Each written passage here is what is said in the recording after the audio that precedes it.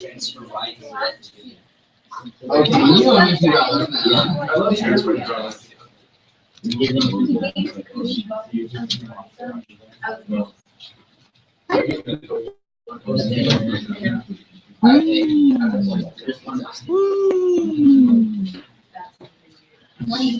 That I am big man. like they're just giving money.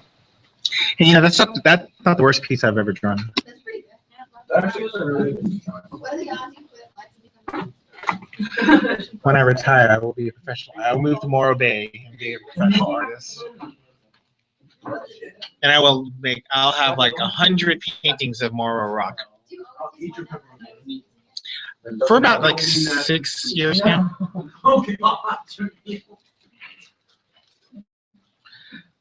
I'm the one who told Miss Malik about OneNote. Oh, okay, never mind. It's not that funny anymore. Okay, let's do this.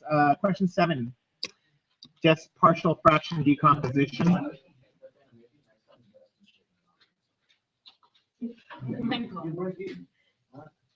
One minus x. 1 minus x over 2x squared plus x. We saw this. I saw this. It's very important that you know how to factor here. Okay, don't factor this wrong.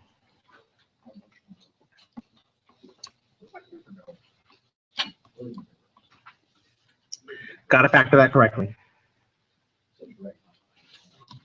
Equals a over x. B over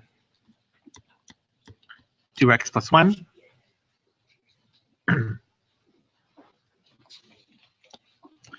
Go ahead and get the numerators equated.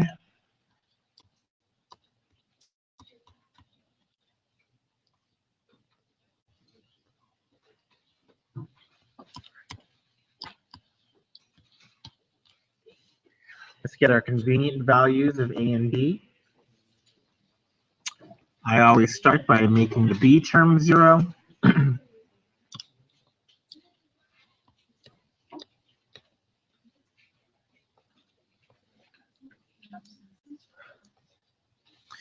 See, if x is 0, we have 0 plus 1 is just 1. So I believe a is equal to 1. My next convenient term is, I think, negative 1/2.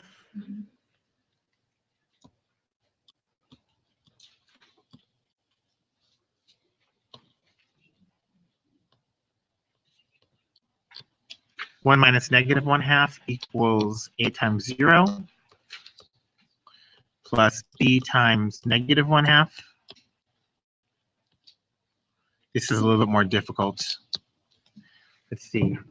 3/2 equals negative 1/2 b. 3/2 times 2 is 3. So I think b is negative 3. Yeah.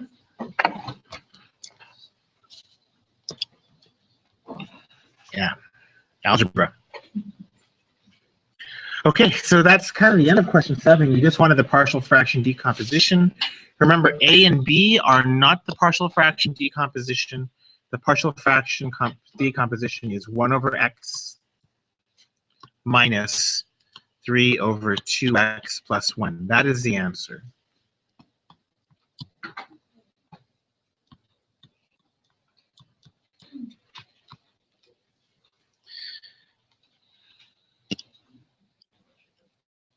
The values of a and b are part of the answer, but they are not the answer.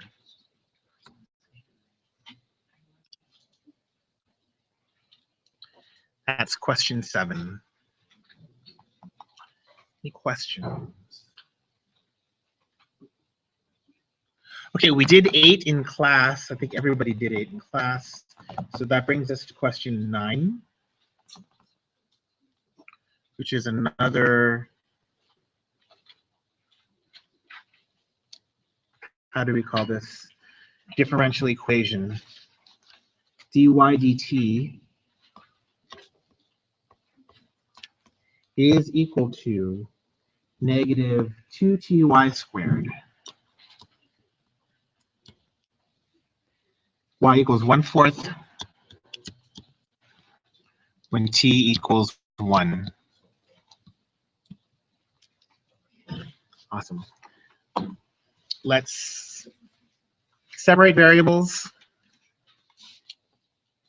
dy over y squared equals negative 2t dt. Let's make this easier to integrate. That 1 over y squared is y to the negative 2.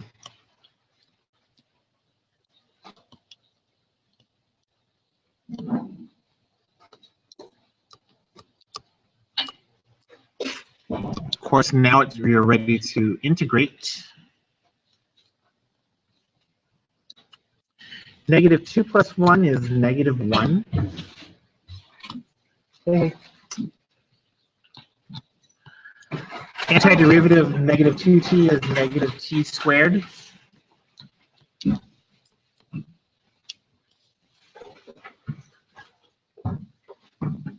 Or to put it another way, negative 1 over y equals, why did I put a 1 there? C, right? Equals c minus t squared.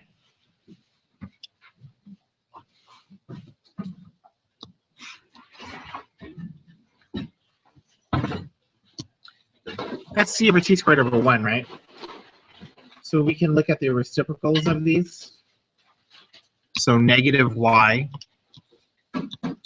equals 1 over c minus t squared.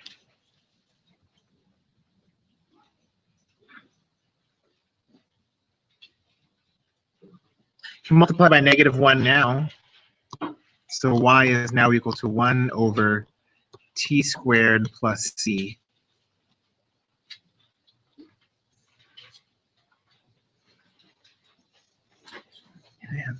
Initial condition. When y is 1/4, when t equals 1.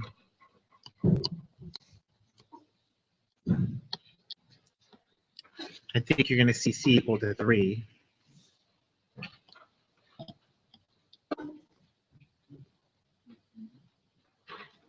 Unless I'm wrong. Am I okay here? Yeah. So here's our answer. Y equals 1 over t squared plus 3.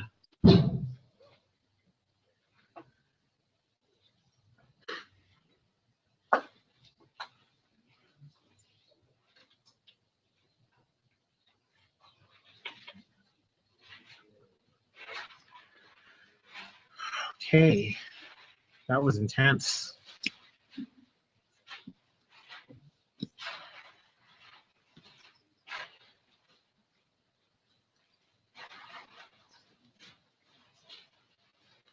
Let's see if we're still on. Yeah, we're still in. Next, number 10. More solving. Have a good day. 10, we have dp over dt equal to t over p. P equals 5 and t equals 1.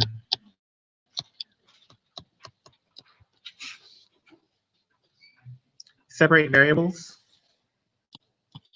P dp equals t dt.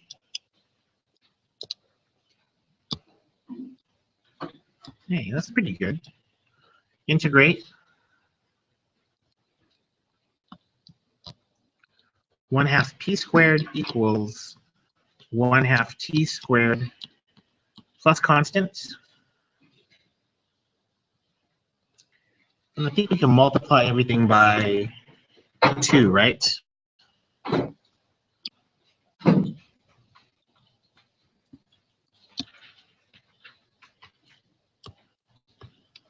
Multiply everything by 2. So p squared is equal to t squared plus, really 2 times c, but 2 times c is constant still. So you can just make that c. And p is positive, so I think we just need a square root, the positive root, right? P is greater than 0. So P is equal to the positive root of t squared plus constant.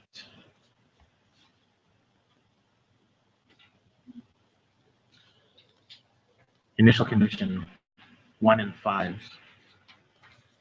So 5 equals square root of 1 plus c. At 25, I think c is equal to 24.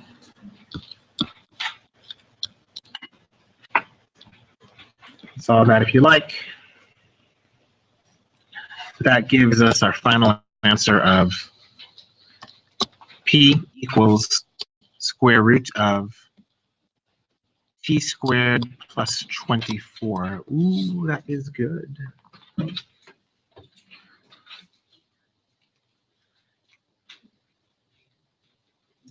think that's, is that an ellipse? No, not an ellipse, hyperbola. Hyperbola? It's like Hyperbola. It's like Ebola, but hyper. Ebola. No, it can't be Ebola. Ebola. Okay, should we look at 11? And then if we have any more questions after that, we'll take them.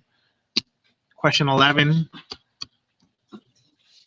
Okay, so second derivative. I think it's easier if we just say if y equals f of x. That'll make this thing a little bit easier, I think. Notation won't be quite as crazy. So we're saying f double prime of x equals 2x minus 1 over x squared. Great. So f prime of x is going to be equal to the antiderivative of 2x minus x to the negative 2 dx. We should all kind of know that, right? Okay, so f double prime is equal to x squared plus x to the negative 1 plus constant, which is equal to x squared plus 1 over x plus constant. That's f prime of x.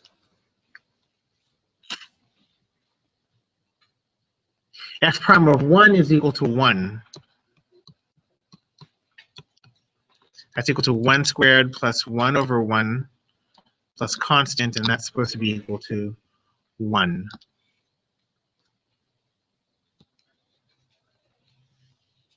So we can work on that. That's 2 plus c equals 1. So c apparently is negative 1. Giving me f prime of x equal to x squared plus 1 over x minus 1.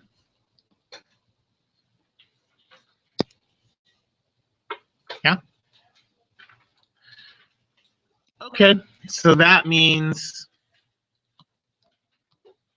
f of x is my antiderivative of x squared plus x to the negative 1 minus 1.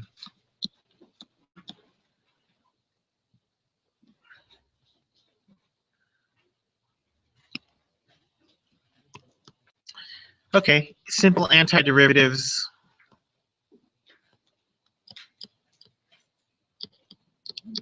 Simple antiderivatives.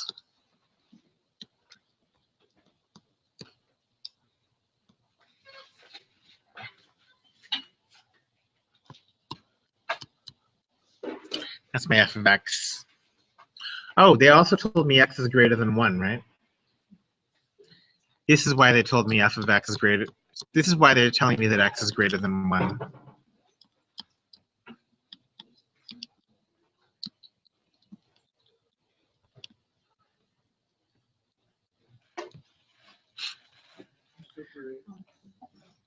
Remove the absolute value.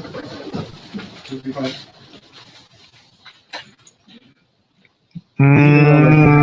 It's a minimal thing. Either you're fine or there's a minimal point damage. Yeah.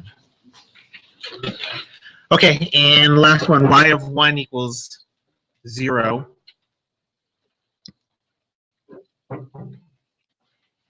So f of 1 equals 1/3 1 cubed plus a natural log of 1 minus 1 plus constant, and that's equal to 0.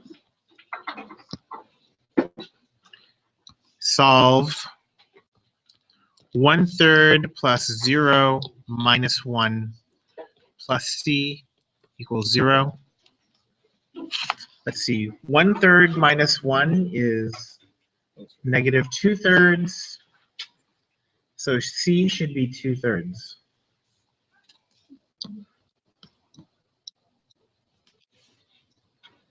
So we're done. F of x equal to 1/3 x cubed plus natural log of x minus x plus 2/3. Holy mackerel, we did it. Okay. I'll be putting the notes, I'll be sending a link to the notes again, sending a link to the videos. And God bless you, Mr. Rosewater. No one ever read God Bless You, Mr. Rosewater. Kurt Vonnegut? No. It's actually a very timely book right now. Sure. 3 by. Ah! I know. Someone